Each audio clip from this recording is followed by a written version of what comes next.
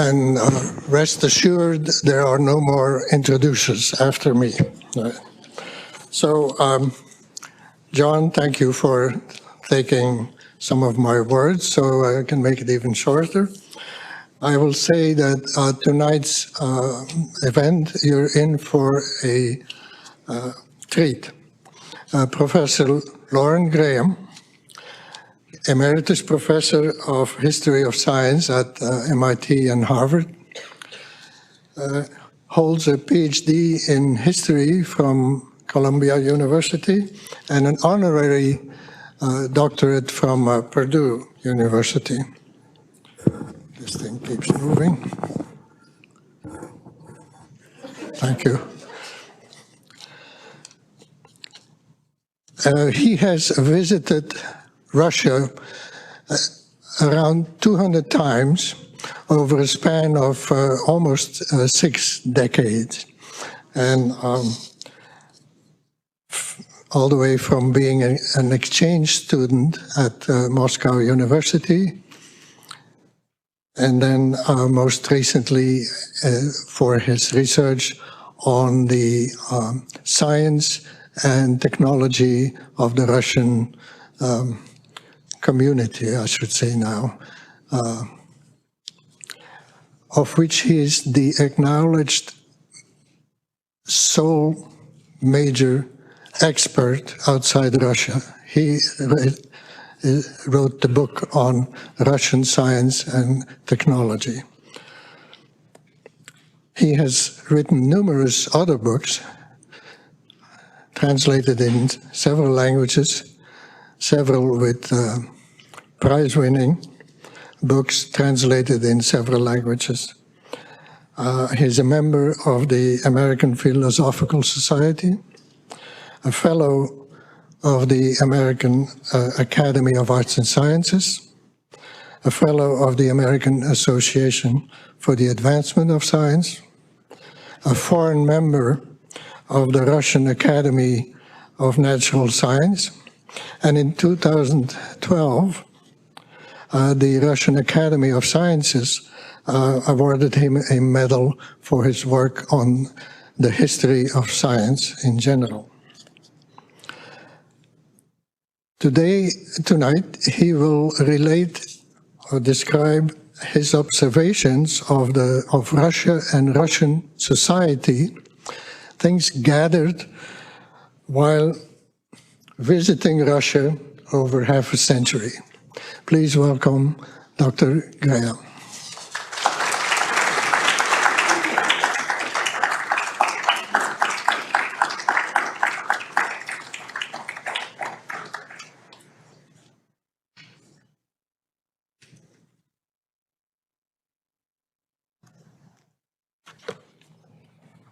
Thank you, Dr. DeWeer. It's a great pleasure to be here in Woods Hole. We have good friends who have a house here, Mary Anderson and Everett Mendelson. And this is a place that I've come to like very much. Now, this is an unusual occasion for me. I've given many talks over the years, but never on the topic I'm going to talk about this evening. When Paul Revere invited me to appear here, he said that he wanted me not to talk about my usual academic topics, but instead on myself. What was it like, he asked, to visit regularly Russia over a period of now 59 years? What happened to me during this time? What happened to Russia during this time? In what ways did I change? In what ways did Russia change? I hope I understood Dr. Veer correctly. I am not sure that I will be able to answer his questions fully, but I will make an attempt. First of all, who am I? I am a retired professor from MIT and Harvard, a specialist in the history of science and Russian history. I did not come from a family that has any connections to Russia. I was born in Indiana in a family that had been there for many generations. I have now lived on the East Coast, Virginia, New York, New Jersey, Connecticut, Massachusetts, far longer than I ever lived in Indiana, and I feel now much more at home in Cambridge, Massachusetts, than I would in my old home area. You can't go home again. In politics, I am a liberal Democrat. I've been happily married to the same woman for 64 years. She's sitting right there.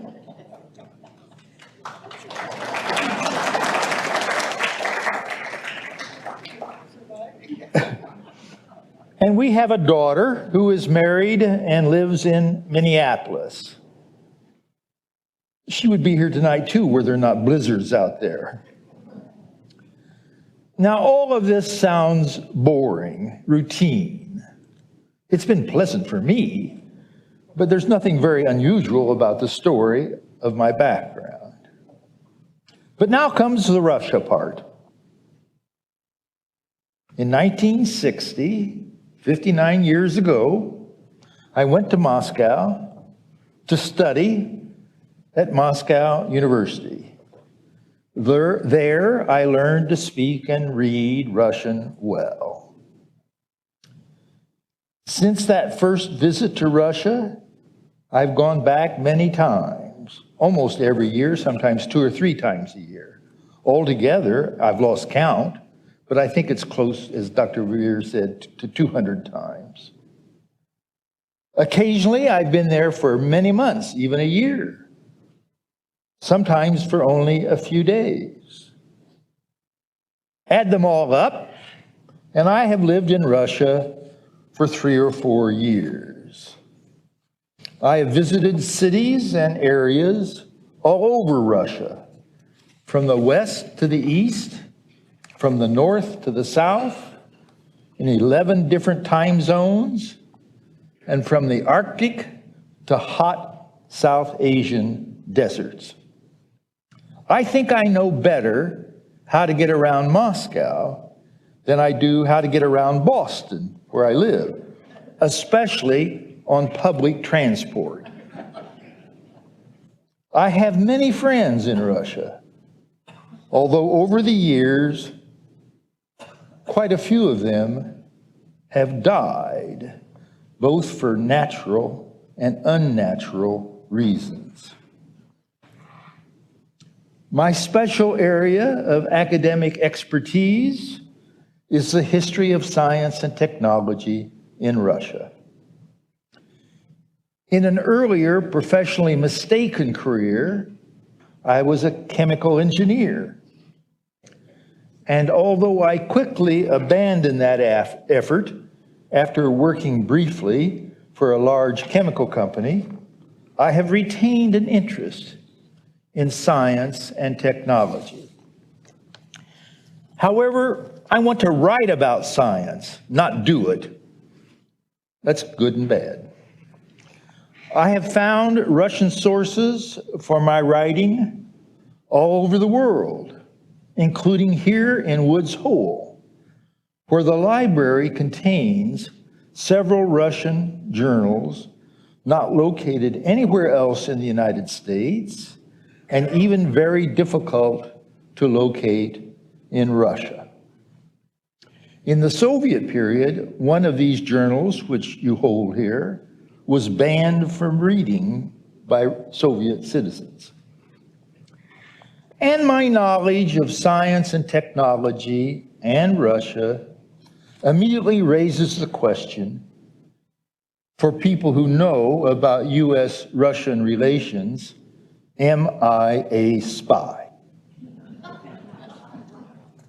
A person with a lot of knowledge of science and technology who visits Russia hundreds of times is interesting to both Russian and American intelligence agencies.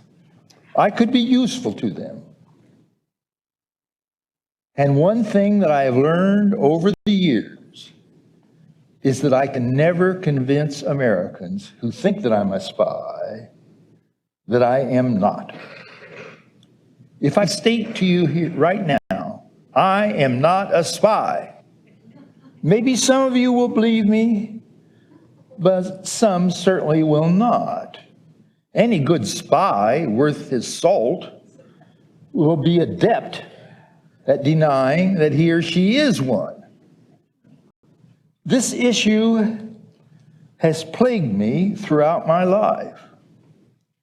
A problem that probably would not have arisen if I were a specialist in Greek and Roman history, as I once played with being, or Sanskrit literature.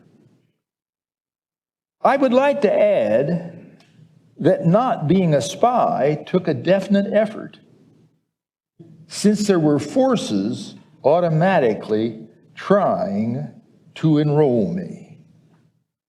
Oddly enough, I have found it easier to convince Russians that I'm not a spy than I have to convince Americans that I am not one. Think about that. The Russians see what I do in Russia. The Americans do not.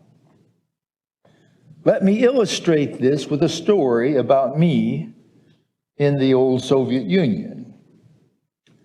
One time in the 1970s, when I'd been in the Soviet Union for several months doing research, I received a phone call in my hotel room from an official at my host institution, the Russian Academy of Sciences, and this fellow said he wanted to talk to me. His name was Yusef, and I vaguely knew who he was. He was often described as the secret police officer at the Russian Academy of Sciences with a special obligation of looking after visiting foreign scholars, like me. I could not very well refuse an official at my host institution, so I agreed to meet Yusef in his office. There I was amused to see that he had a large white mustache. His name in Russian, Yusef, literally means from a family with white mustaches. It was near the end of his working day, and Yusef was in a relaxed mood. He opened up a file drawer, pulled out a bottle of vodka, offered me some, and poured some for himself. He said he wanted to just talk in an informal manner, man to man. And this is what he said. We know that you have a scientific education. And we also know that you're very interested in Soviet science. American spies often have similar backgrounds and interests, so we've been told that you're a spy. So we have been following you everywhere. We know everything that you've done here in recent months.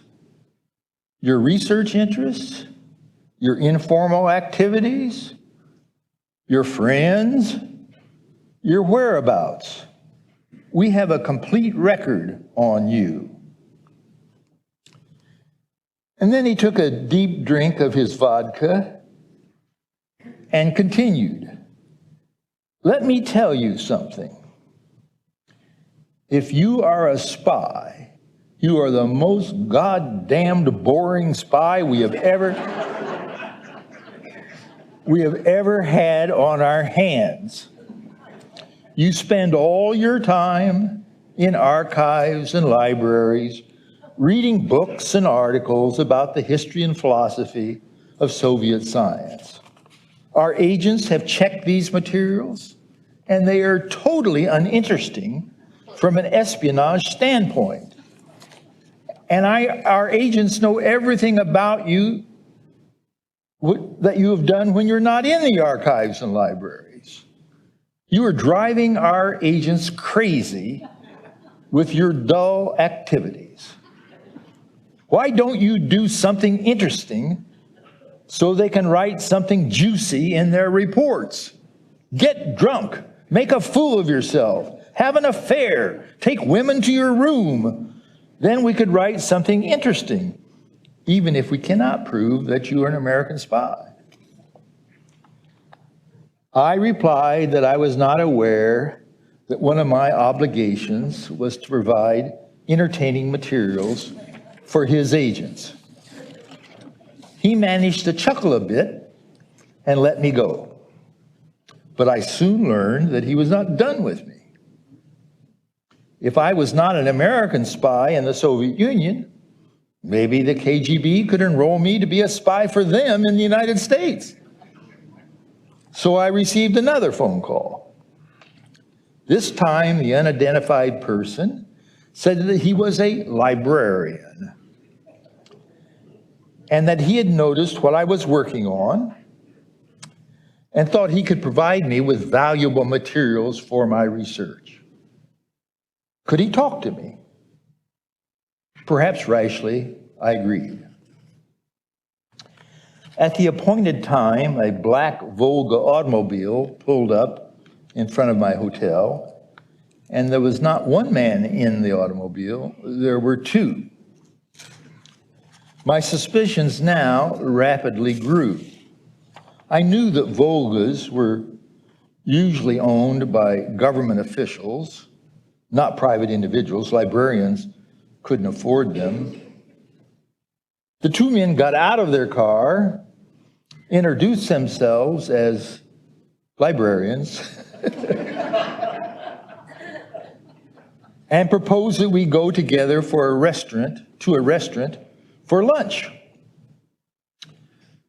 The car rapidly raced completely out of Moscow to a country estate in the country near Moscow, a former nobleman's mansion from before the revolution.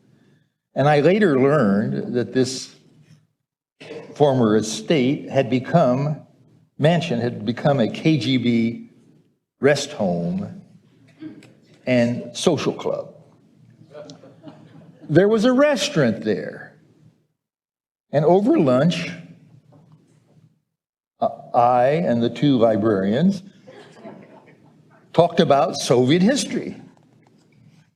It soon became clear that I knew immensely more about it than they did. Finally, the peak moment of the conversation came. One of the men reached into his briefcase. I'd noticed that only one of the men had been talking. The other man was silent. But the one who'd been talking reached into his briefcase and pulled out a light brown book, which he described as very important, but not available in libraries, and very useful to me. The men said, he said that they would be happy to give, that he would be happy to give the book to me if I would agree to continue to have conversations with them on later occasions. I immediately recognized this as the first seemingly innocent piece of bait described in spy novels. With a flicker of fear, I knew that I would not take or even touch the book, because my imagination had already provided the walls of this, quote, restaurant, unquote, with a secret camera that would record the moment of transfer of the book to me. The photo could be used as proof that Loren Graham and Soviet agents were transferring information to each other. And the first gift would be followed by others of an increasingly incriminating nature until I was hopelessly involved with the KGB. As I looked down at the book on the table, I immediately recognized it and was overwhelmed with a sense of amusement. What ham-handed agents I was facing. The book was the official Soviet transcript of the trial of Nikolai Bukharin, who was later shot, in 1938. Kept only in secret collections in Soviet libraries and unavailable to researchers, both Russians and Americans. The book could be found in the open shelves of research libraries in the United States, such as Columbia University and Harvard University. For all I know, MBL has it. He was very interested in science. I had even once assigned this book as required reading in a graduate seminar in which all of my students read Russian. I told the two agents that I did not want the book and that I wanted to return to my hotel. They said that they were not finished and that I could not return to my hotel without their automobile. The second of the two men, who had not said a word up to this time, shuffled his feet and said he had something to tell me. I now became alarmed at a rapid rate. I was essentially now being held against my will. Would they now turn from polite invitations for cooperation to threatening attempts to blackmail me? Was this a good cop, bad cop routine? And the second cop was going to get tough with me? I had visited already at this moment the Soviet Union many times, and they probably had numerous photographs of me in different situations, including ones taken back when I was a student and participated in rather raucous parties at Moscow University. Would they produce a certain photo as evidence that I had done something condemnatory and threatened to release it if I would not cooperate? I decided that I had to get out of there as fast as I could. But here we were in the far outskirts of Moscow. I said that I needed to go to the bathroom. They could hardly tell me that I couldn't go pee, so off I went. I spied the door marked with the usual black silhouette of a man, and I found myself in a corridor leading back to the actual men's room. Glory be, halfway down the corridor was an open window. It was summertime. I was on the ground floor, and it was simple to jump out the window into a small courtyard. I straightened up and ran for the opening to the street where there was traffic. I held up my hand with several large denomination ruble bills, knowing that many private drivers worked on the side as gypsy taxi drivers. The second or third car stopped. I jumped in, gave the name of my hotel, the Academy of Sciences Hotel hotel on October Square. There might be somebody here who stayed there. I packed as quickly as possible, called a cab for the airport, and left for the United States. So I had successfully eluded the KGB, or so it seemed. But I did not realize how difficult it was for a scholar in Russian studies to avoid security agents. In the United States, the FBI must have learned somehow about this KGB incident. And they decided that such a patriotic fellow as Loren Graham, having spurned the KGB, just might work for them. So FBI agents came to my apartment and started asking me for information about the Soviet Union and my students who went to the Soviet Union. At first, I answered their inconsequential questions. But then I realized that if they visited me in this way, after every trip I made to the Soviet Union, I would become a de facto agent for them. I decided I could not do this. The peak moment came when I was on a year's leave of absence at the Institute for Advanced Study in Princeton. 2 FBI agents came to my office. I could not help but think that the KGB and the FBI must be similar in sending 2 agents on all recruitment efforts. They immediately began asking me about the Soviet Union and the political activities of some of my students. Questions which I found inappropriate, not only about their political beliefs and activities, but about their sexual practices. I did not want to cooperate with them any more than I wanted to cooperate with the KGB. But I could not just jump out of the window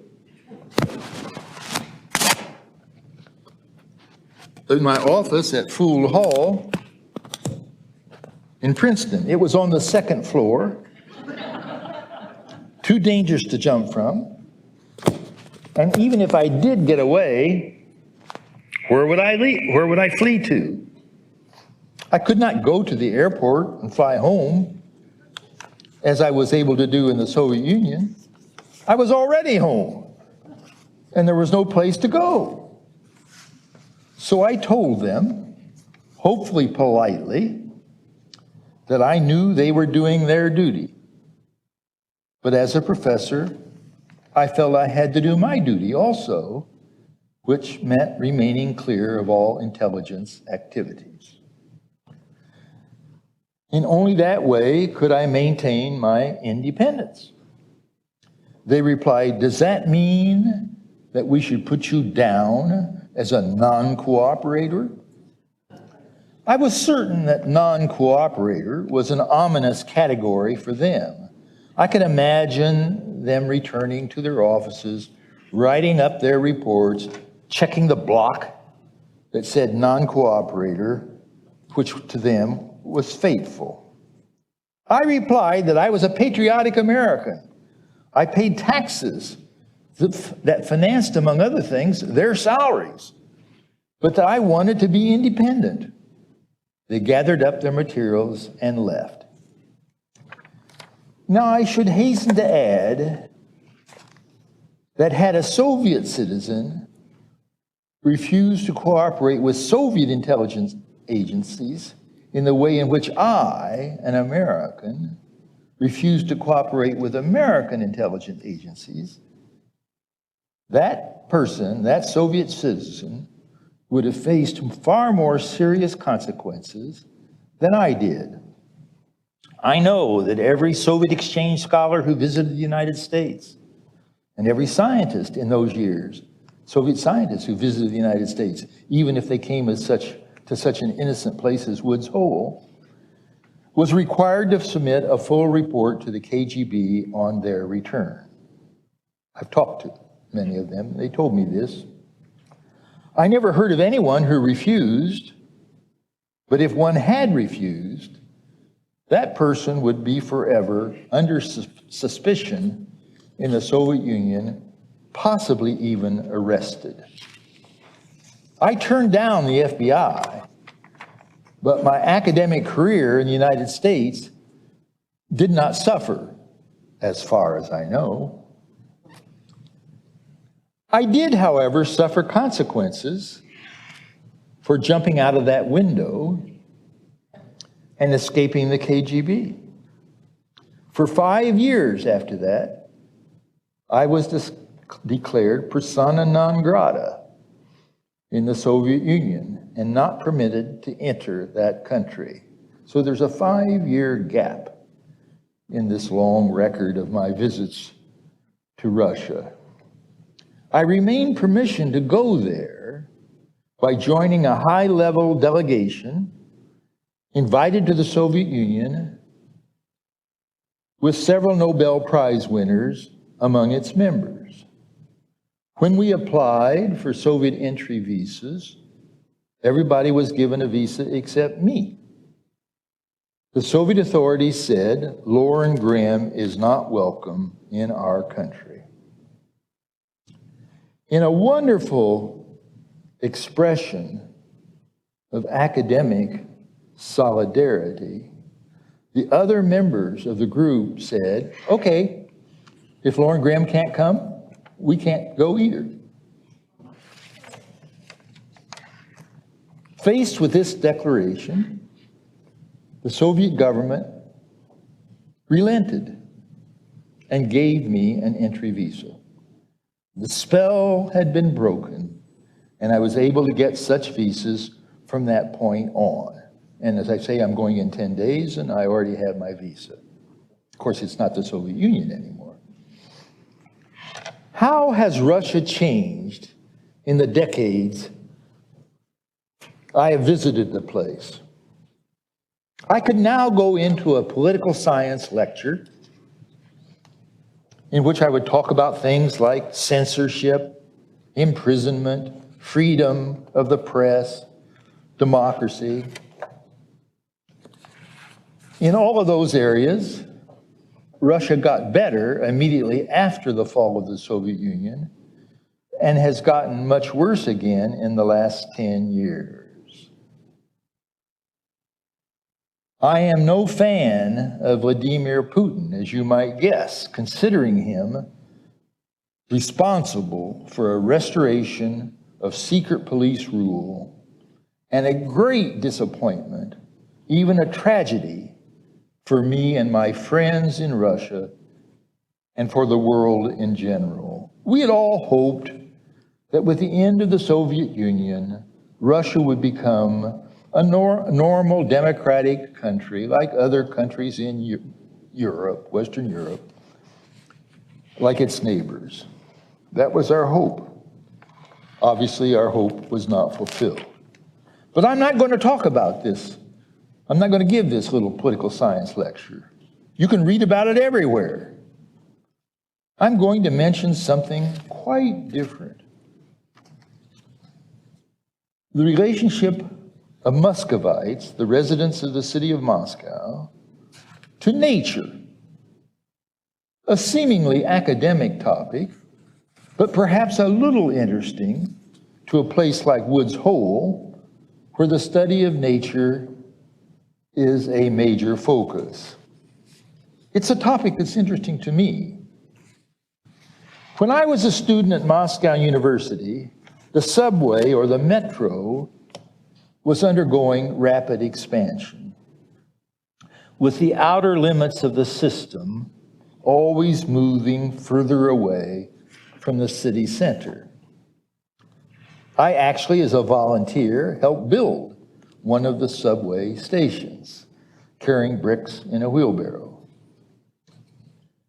At that time, you could take the subway on any line to its furthest extension, the last station, get out, and see something remarkable.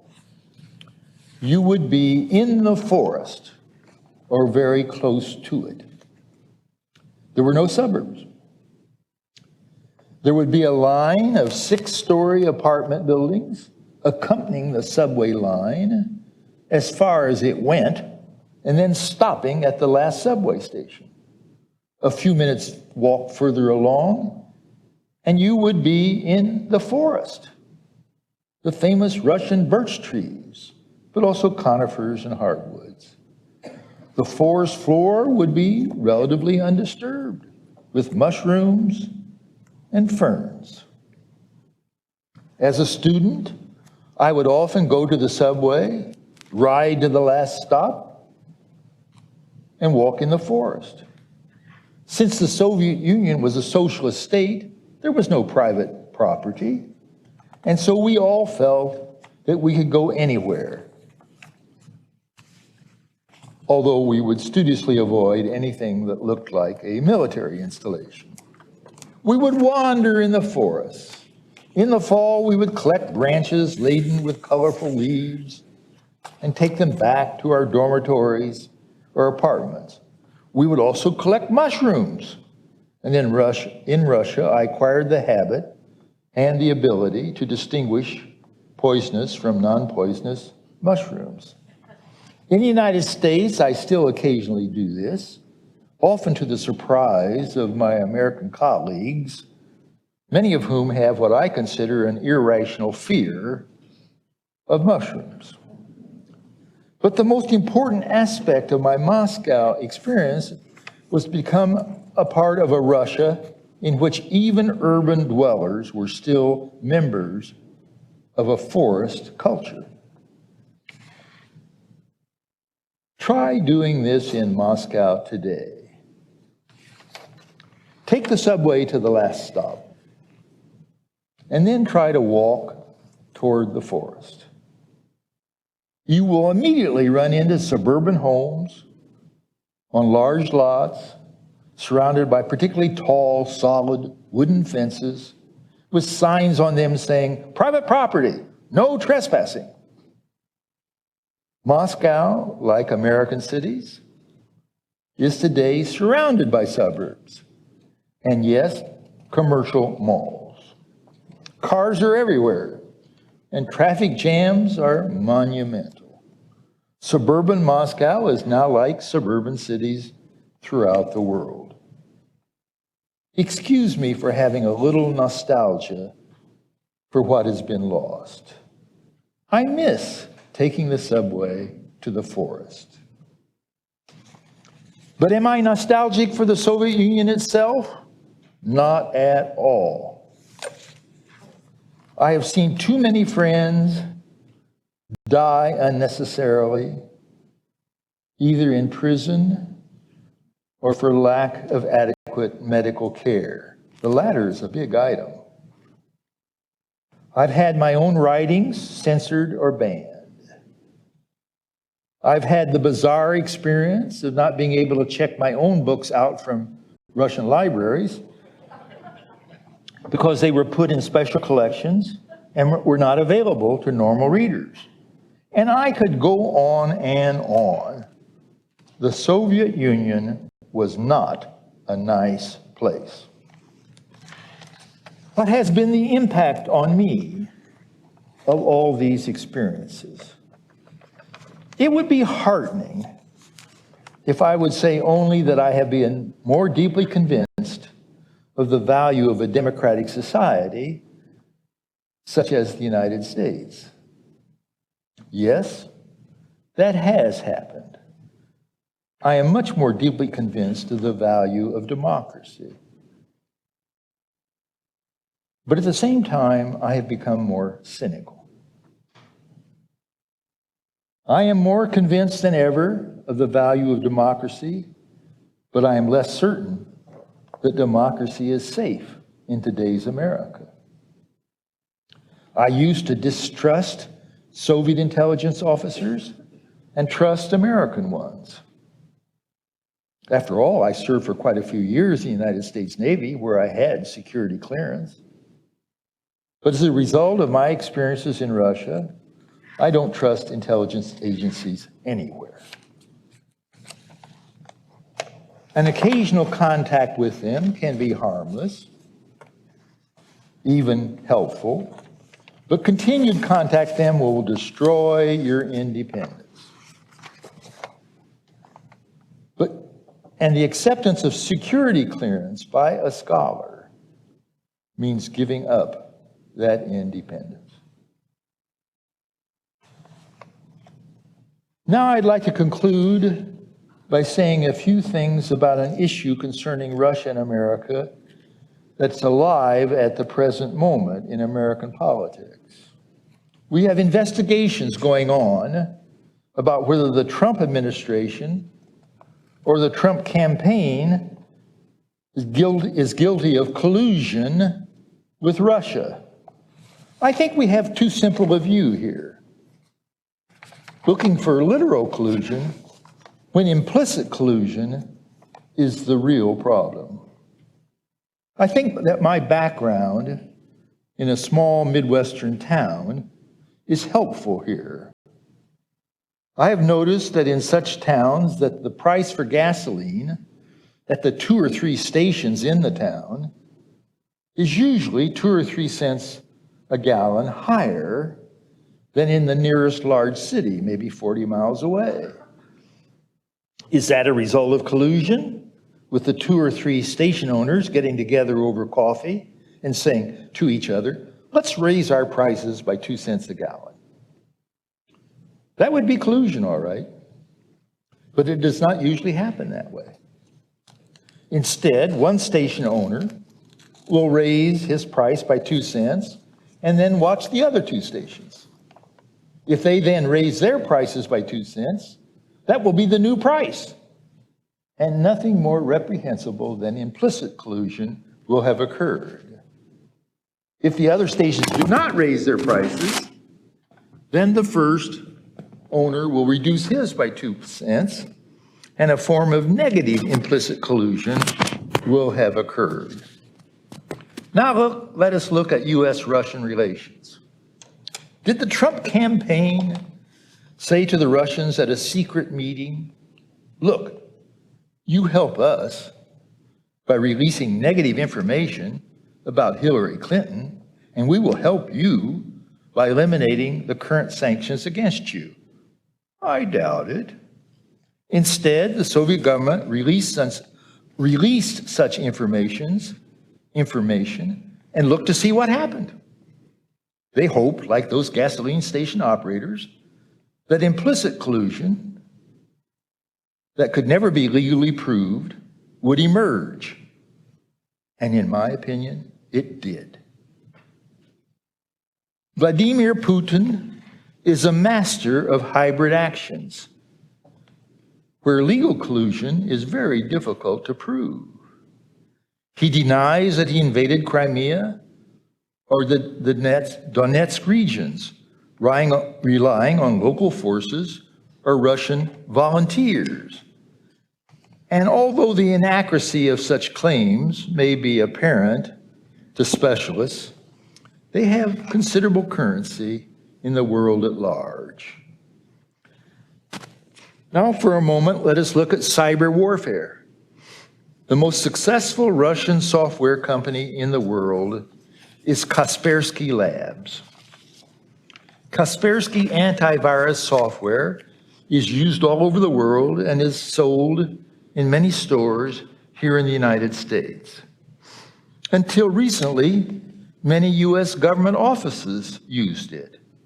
Then a few months ago, U.S. intelligence agencies announced that this software may contain a backdoor through which the Russian government spies on American computers. The head of the company, Yevgeny Kaspersky, a man I have met, denies these charges vociferously, saying that his software contains no backdoor and is not used for espionage. What is the truth here? Let us apply a little Midwestern gasoline station expertise here. It is likely that just as Russia engaged in hybrid warfare and actual military operations, such as those in Ukraine, where it denied interference, so also it is practicing hybrid cyber warfare, in that way retaining deniability while getting what it wants. No formal agreement between Kaspersky Labs and Russian intelligence is needed. Merely multiple informal and personal links. Many of the employees of Kaspersky Lab, even some of the leading administrators, have prior connections to Russian intelligence. Kaspersky himself does. Many of Kaspersky's employees have left Kaspersky Labs and returned to intelligence agencies. Rather than going through a back door, these specialists can go through the front one and help Russian intelligence if they wish to do so. Good antivirus software must have access to all the files on a computer. Since all of this may be done on an individual and personal level, Eugene Kaspersky can maintain, maybe even believe, that he and his company have no formal links with espionage. But nonetheless, his software helps Russian intelligence agencies. So my last sentences will be to urge us not to be so legalistic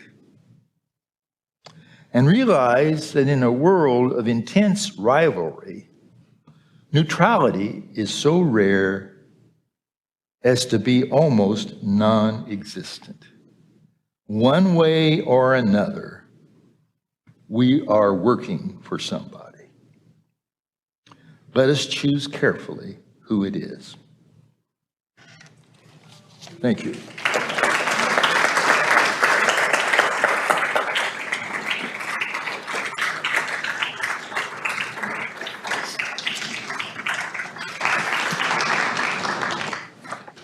Questions?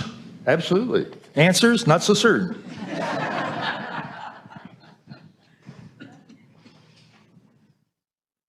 So in your history, in the studies of the history of science, could you say a bit about Lysenko? Well, some of you, I think there are many people here with biological education. Some of you may know the name Trofim Lysenko and who he was.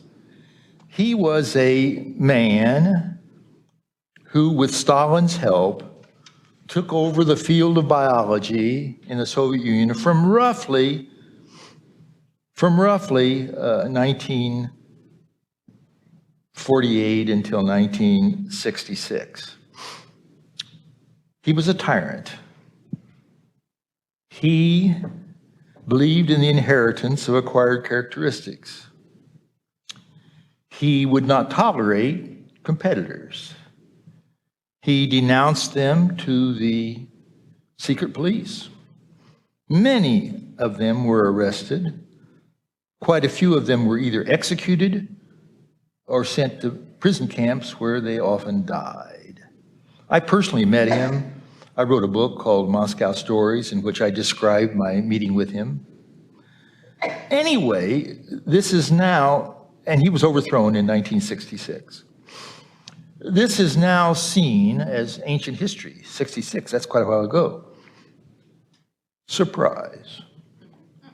In the last few years, he's making a comeback in Russia. Why? Two reasons.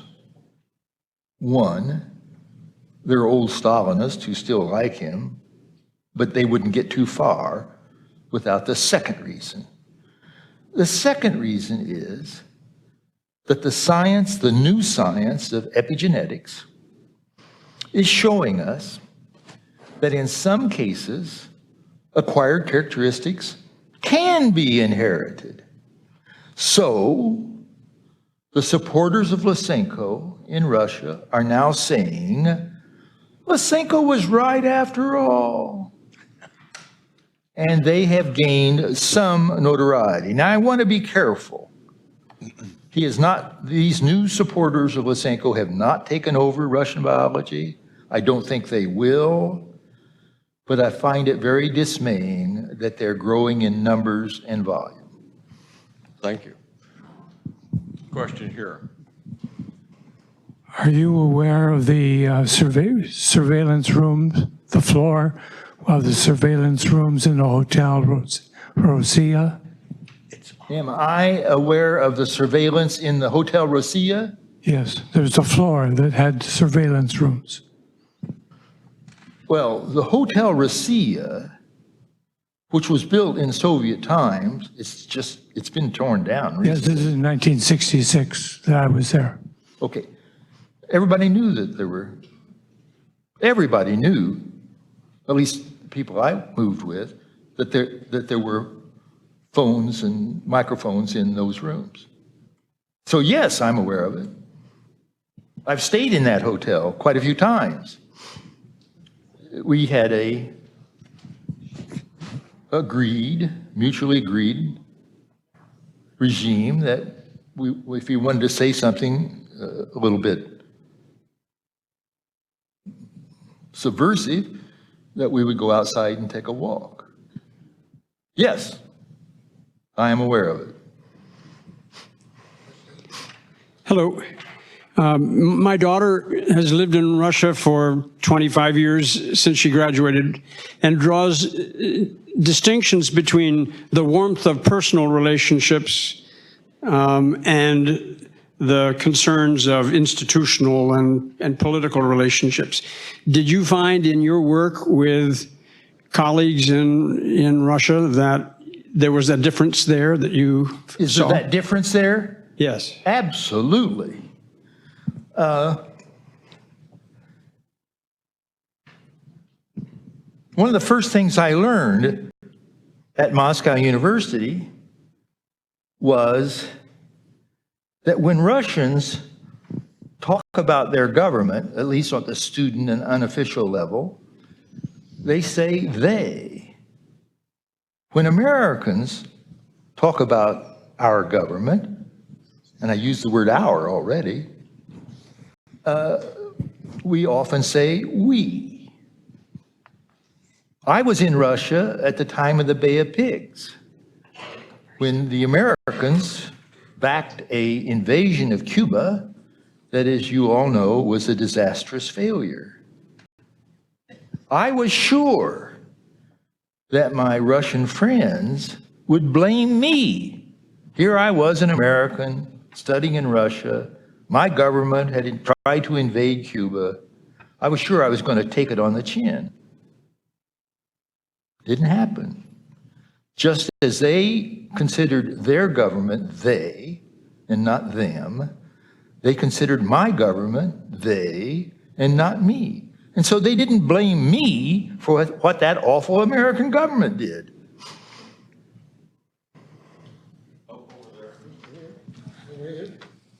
Thank you for the talk. Sure. I had the pleasure of meeting Dr. Alexia Blockoff twice when he came to the United States to Woods Hole to meet with George Woodwell at the Woods Hole Research Center. And I'm wondering if you had occasion to meet him in Moscow. He spent 40 years studying marine mammals, but after Chernobyl, he became an environmental activist. What was his name? Alexia Blockoff. Oh, yes. Yeah, I do know Alexei Yablokov. He and I served together on a committee for fellowships for Russians, sponsored by the MacArthur Foundation. He's a brave defender of the environment in Russia under conditions in which he has taken a lot of flack. I admire him. Now, I have to say that the Putin government has run out of Moscow all NGOs, All American Foundation. So that program where I worked with him no longer exists. So I don't have the close contact with him now that I had then. Yeah, I was just, first of all, I want to thank you. It was an excellent talk. But this is a question about the Steele dossier. About what? The Steele dossier. Oh, the Steele dossier. And I was wondering, do you think that there's any credibility to the fact that the Russians may have dirt on and the potential to blackmail him?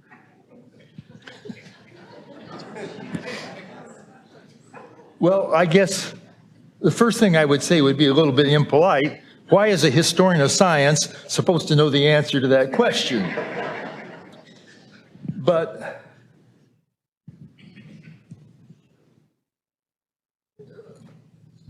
what is surprising to me is how much of the Steele dossier has proved to be correct. Although I think the part you are referring to, something on Trump that really allows him to be blackmailed into favor of the Soviet government, and I think I know what you're referring to, that hasn't been proved. So I have to say I don't know to that.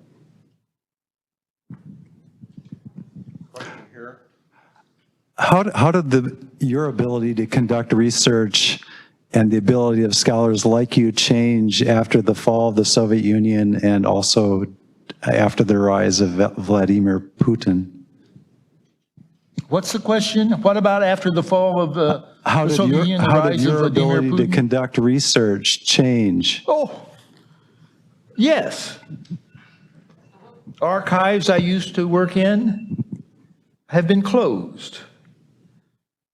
When I said I'm going to Russia in 10 days, when I just applied for a visa, I wasn't sure I would get it. There's a kind of hostility to American researchers who go to Russia that wasn't present 10 years ago. So yes, it has changed. I have many old contacts. So I'm probably in a slightly better position than someone who just goes in afresh. But yes, it's changed.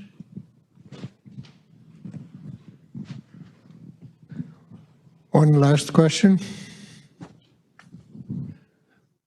Okay.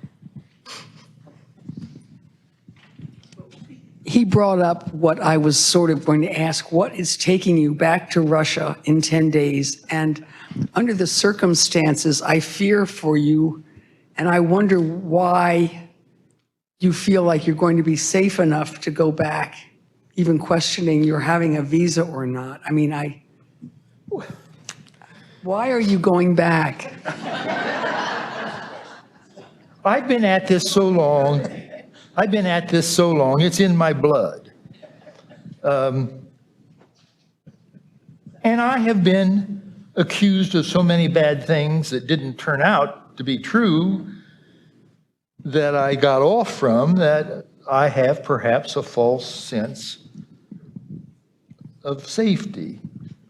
I haven't done anything that would give them justification to put me in the slammer. And I think I've convinced the intelligence apparatus that that is true. They still think I'm boring. They've become convinced that this Loren Graham is nothing but an innocent scholar, a kind of naive fellow who wants to go and read journals and archives, who has never been found in our investigations to be doing anything suspicious from their standpoint. On this note, let's thank Dr. Graham.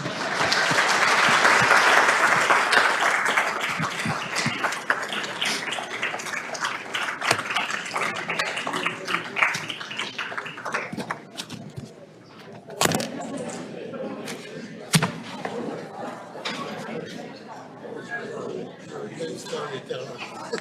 You're a great storyteller. Thank you.